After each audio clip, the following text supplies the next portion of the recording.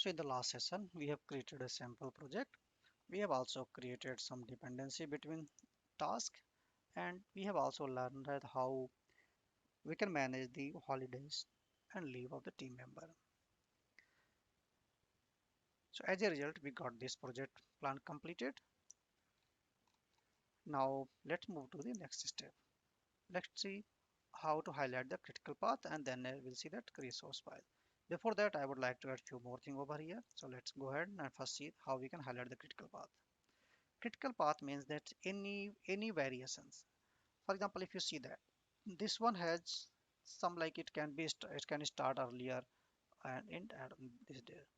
It means there is a flexibility. If it is not 5 day, it is 4 day only, then it can be completed in the 4 day as well. But critical path means anything connected to each other in such a way that if any activity is delayed, entire project would be delayed. Here in this project, uh, look like everything is on the critical path. So if there is a delay on any activity, entire project would be delayed. So how you can highlight? This is normal project, so we will see that everything would be highlighted, but in the actual scenario, it doesn't happen. It happen that because sometime we have some lead and lag. For example, when a scope definition is starting, parallelly the setup code and tools can be completed.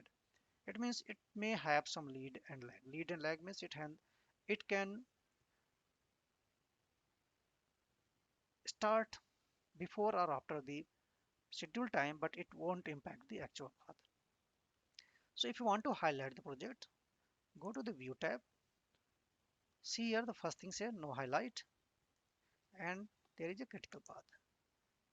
See here, it highlighted everything because in our case, all the activities are on critical path. It means if I'm changing any activity, for example, let's say I'm completing this retest from 1 day.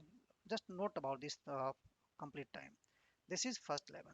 Now if I'm making any change in a retest from 1 day to 2 days, you will see that everything will change. See, all the plan has shifted. It means all these activities are on critical path. It means changing any activity or delaying any activity will result in delaying the entire path. Let's remove this one, no highlight, and here you can again see you can have the critical path. So this is the way that how you can highlight the critical path. For example, sometime if you are working on the very large project where you have a lot of activity and some activity may start or finish early or before or on time, but they won't have any impact on the actual plan, actual the delivery date. But you need to identify that what are those activity on which if you put any extra days or if you're delaying anything, it will have a big impact on the overall project plan. So for that purpose, we use these highlight options of the critical path. Similarly, you can do the filtering as well. If you want to highlight on the critical path, then the project plan will give you only those items, list will only those items which are on critical path. If I use this one, everything will highlighted because in this my project plan, everything is on critical path. There is no option to delay anything. There is no lead and lag. So this was the highlighting the project path, critical path. If you want, you can use the formatting or anything, but I haven't used any formatting for any critical path. I just use the critical path, that's all. So we have seen that how can highlight the critical path.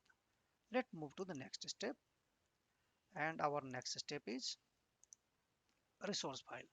Then we have assigned resource. I think I'm thinking one more thing before assigning a resource file.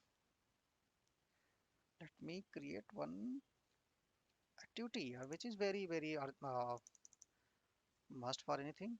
Let's what is called milestone.